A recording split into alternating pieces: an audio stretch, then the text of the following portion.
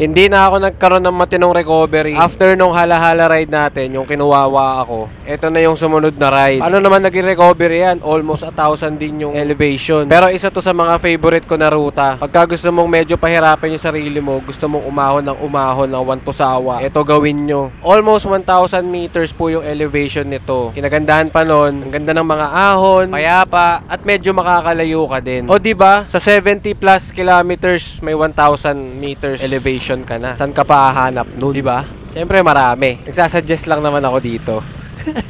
So parang boso-boso ride lang naman yan, pero backtrack. Ito kasi sa Rizal, napakadaming pwedeng daanan papunta ng boso-boso. Makakapag-explore ka talaga. Kailangan mo lang silipin sa Google Map. Actually, ako marami pa akong gustong puntahan na napupuntahan ko dati. Kailangan ko lang na mahabang time. May gusto pa akong balikan sa Pinugay. Papakita ko sa inyo. Pero bago yun, maglugaw muna tayo dito. Gutom na ako eh.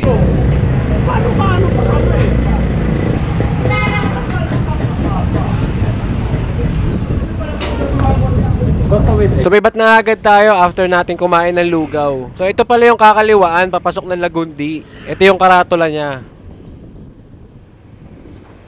Dire-diretso lang to hanggang sa maabot nyo yung dulo. Pagdating nyo sa dulo, kakanan po kayo. Kasi yung kaliwa, yapak trail po yun. Pag kanan mo, bibigyan ka na niya ng mga ahon. Medyo may katarikan din. Pero hindi pa yan yung pinaka main ahon. Warm up mo lang yan, par.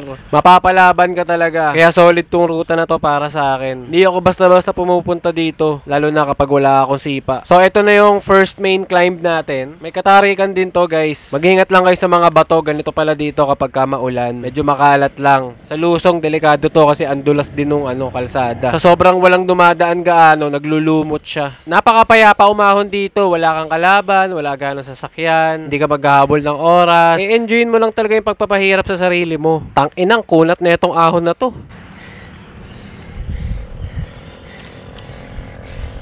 So after nung ahon, lumusong lang tayo ng konti para umahon ulit. Ang lupit na ruta na to. Puro pagpapahirap. Ano guys, pupunta pa ba kayo dito? Bahala kayo.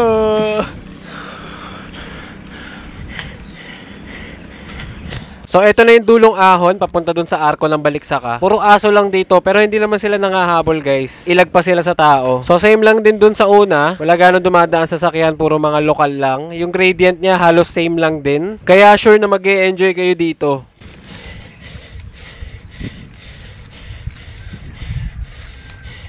Duluhin nyo lang din yung ahon. Pag nakita nyo na tong arko na to, kaliwa kayo. Dire-diretso na yan palabas ng Pinugay. So dito na tayo lalabas para sulit yung ruta tsaka yung ahon. Para pag uwi natin, groge talaga tayo. Hindi na tayo makakausap. So habang umaahon, naiisip ko sa sarili ko bakit ko nga ba ginagawa to. Bakit kailangan ko tong ahunin para patunayan sa inyo. Nagre-request pa kayo ng mga ahon na ganito, pinahirapan nyo pa ako. Ako naman si tanga, ginagawa ko naman.